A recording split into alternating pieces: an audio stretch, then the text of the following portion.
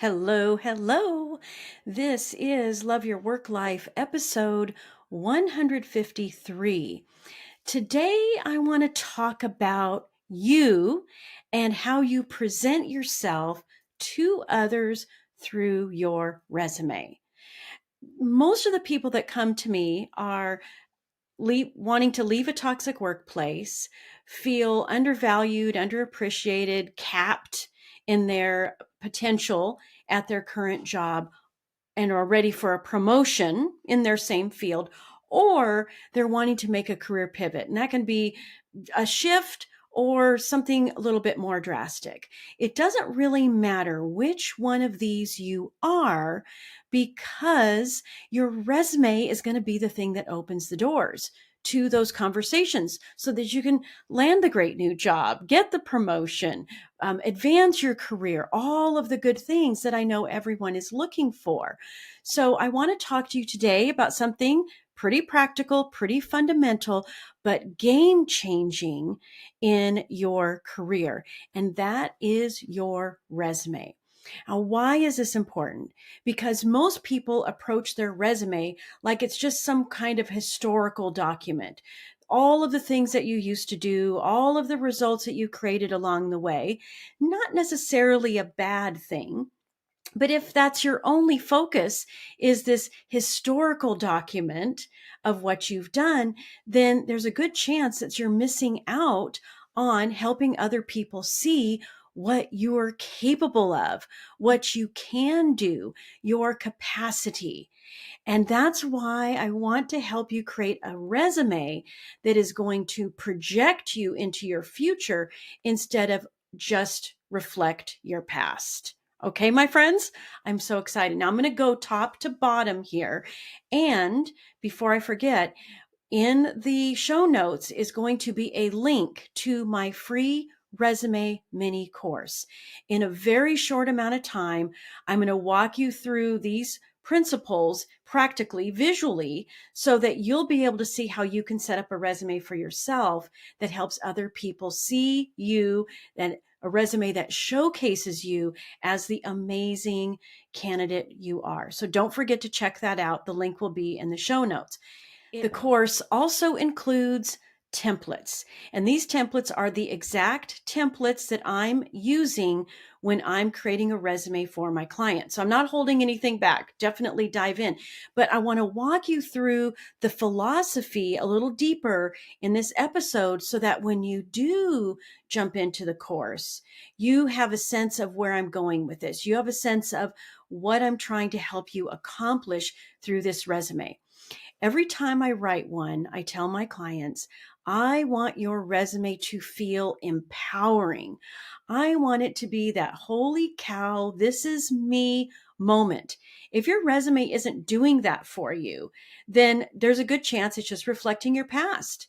And your past isn't doing it for you. So, of course, your resume isn't doing it for you either. That's why we're going to talk about this. So let's go top to bottom. Of course, top, you've got your name, you've got your contact information. Easy peasy. Little bit of a tip here. I see this happening every once in a while. You do not need to put your full address. I don't recommend that you do that. You can put the city and state, you can put the zip code if you want to, but please don't feel obligated to share your home address. Not necessary. Underneath your name and contact information, there's a very important section called the headline. Now, I like to break this up into three parts, three buckets, I call them. The first bucket is always going to be the exact job title you are applying for. The second bucket is going to be some type of a skill associated with a job description, something you found. You're going to include that, a skill that you possess that you also saw in the job description. And the third bucket can be the industry. It can be a key function of the role that you can perform. That'll be your third bucket. Now, the first one is always the exact job title. And I know for some people that feels a little bit uncomfortable because maybe you've never had that job title before. But here's how I want you to reframe that. All that you're doing by including the job title is raising your hand. This is the job I'm applying for. All you're doing with that job title is basically labeling your resume for that role.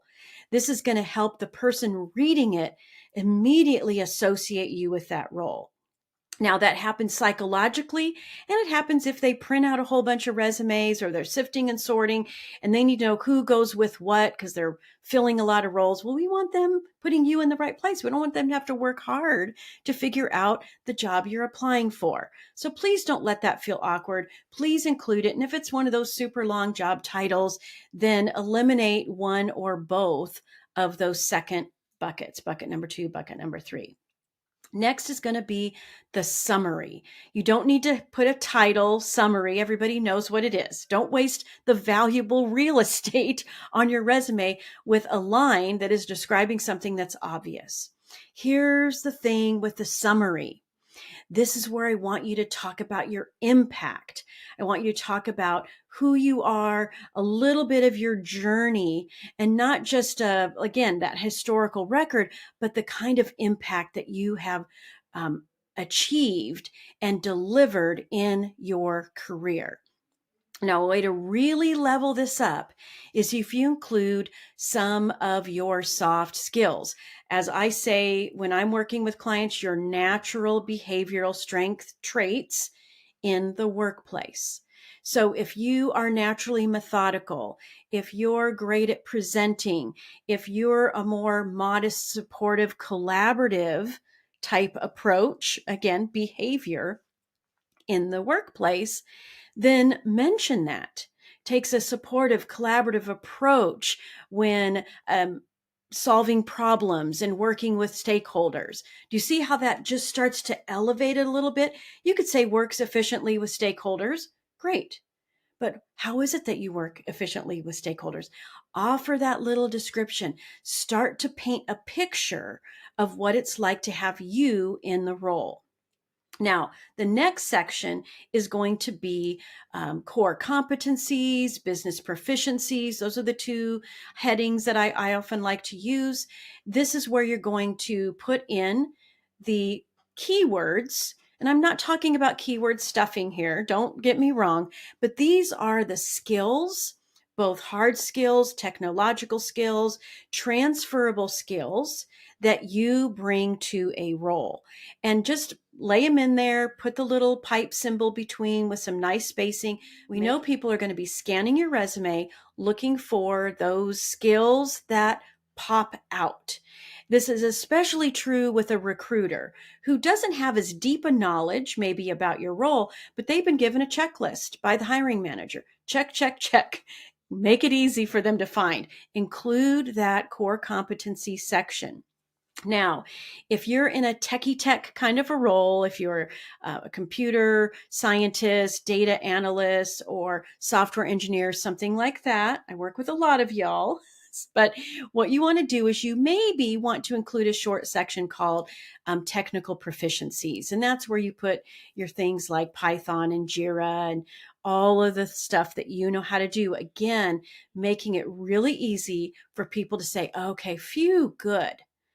This candidate, this person can do that. Now, the next section is where I veer off and do things a little bit differently than the typical resumes that you see out there. This is a section that I call essential skills and accomplishments. This is where you can pick 3, 4, maybe even 6 essential skills that you have, offer a description of that skill, and then include an accomplishment that feels like a natural byproduct of that skill. One of the common ones that I include is leadership and management. It doesn't matter if you are a leader in terms of job title and direct reports or not. Everybody has leadership and management skills. So if you talk about how you lead a project, you can put a description of yourself. Something like leads with authority, champions a common cause, or champions connection to a common purpose. See how that feels behavioral. And then when you have an accomplishment that showcases how you've led with authority, how you've offered recommendations, and so on, and especially if it has some impact metrics in there, you are going a very long way to associating you with your future, helping the other person see you in your future role with them than just associating you with your past. Now I go deeper into this, into the mini course. And as I said, the templates have this section all built out for you. So it'll give you some examples of how to utilize it. But this is key to helping people see you. We want people to see you and your capacity to do the job that you're applying for. Another example in this essential skills might be collaboration and teamwork. How would you describe yourself, your behavior, how you show up in situations that require collaboration and teamwork? Maybe you're a strategic thinker. Maybe project management is an essential skill. Great. Put project management. But if you're a great project manager, it's bigger than meetups, stand-ups, definition of done, right? It's more about you and how you get things done, how you connect with people, how you're comfortable interacting with people at all levels of the organization. These are the things I want you to say about yourself. And of course, you're going to have your professional experience section. This is where you're going to go into the specifics of your role, your responsibilities. And there's a big trend happening right now where people are using AI, Chat GPT, to help them craft this section of your resume. And I'm not against it. I actually do use Chat GPT a lot when it comes to doing some research. And when you're making a pivot, this can be especially important because you can use Chat GPT to find the overlaps, the interconnectedness of what you can do and what you've been doing. And here's what I mean by that. You put in a prompt that describes what you do and describes the change that you're trying to make. If you are ready for a promotion, but you've never had that role before, then it can seem like a little bit of a stretch, right? Because you've never done it before. But my friend, you're ready for it because you know that you're ready for it. You have been around it enough that you have the capacity and strength to make that happen. So when you go to Chat GPT, what you're going to do is you're going to ask Chat to give you the skills that overlap with what you've been doing and what you want to do. Now, here's the key. I don't want you only relying on the output.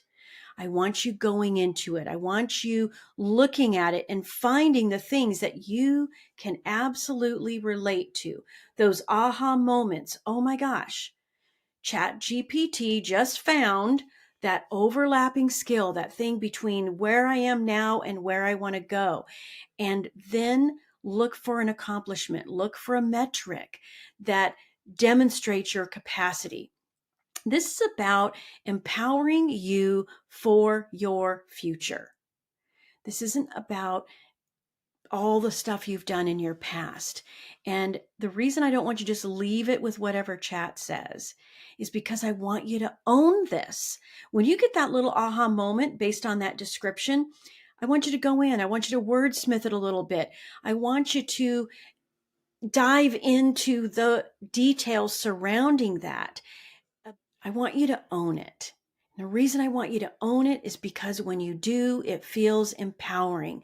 It doesn't feel like this disconnect of maybe or maybe not. And practically speaking, someone is going to ask you a question about that bullet point. Just assume it's going to happen.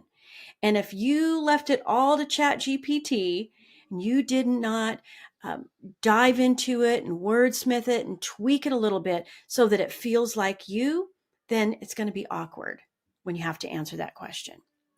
And of course, somewhere down the line, and especially if you have some way back career history that you want to include, but you're worried about the dates because of your concerns of ageism, or it's just so far back but it's important. It adds value to where you're going. For instance, I have a lot of clients who are coming full circle. They're actually finding that they're going back to an industry that they really loved. So if that's you, then just put a little section called additional professional experience and include the way back job titles and companies without dates. What's really awesome about this is page 1. If you want to include an accomplishment from those way backs, guess what? You can, because that accomplishment is going to go under essential skills and accomplishments. It means you don't have to have a 4-page resume to capture something way back that adds value. If you list it under additional professional experience, then you can legitimately pull out a significant accomplishment that's aligned with where you're headed, but you're including it with who you are under essential skills, not just where you've been. And education, listen, education, you may or may not have a degree related to what you want to do. That's okay. List the school that you went to. I do not have a degree. I found that I could jump into my career really quickly, about 2.5 years in. I still list the university I went to. I still list the area of study. I do not say I had a bachelor's degree because I don't. But I want people to know that I did have some college experience. If you have it, great. If you don't worry about it. If you have certifications, if you have done some professional development, you can also include this. Just call it education and professional development, or call it professional development certifications if you don't have the degree. It's not a problem. And the more you just believe it within yourself that it's not a problem, it's no big deal, it's not going to be for anybody else either. And I know I went through those same little trepidations every time I was laid off. Oh my gosh, what if this is the time that my degree comes into play? And I would just settle down and say, wait a minute, I know what I've accomplished without one. That shows my capacity. That shows what I'm capable of. And there are studies out there that show that 75% of people are not doing jobs with their degree anyway. So just accept it, because you are amazing. You have capabilities that you're probably not giving yourself credit for. And that's why I love this resume format, because now you're giving yourself credit for all of your amazingness. You're painting a very compelling picture of who you are and how you show up. And you're connecting the dots on paper to help you help them, the Jerry Maguire moment, help them see you as the amazing, amazing person you are. All right, my friends, go out there and write an empowering resume, empowering for your future, that just kind of makes you feel really, really good about yourself. That's the kind of resume that's going to open doors. We'll talk to you again soon. Thank you so much for watching. Don't forget to subscribe, and please visit elissashuck-careercoach.com for more information about how I can help you with your career and leadership goals. Talk to you soon.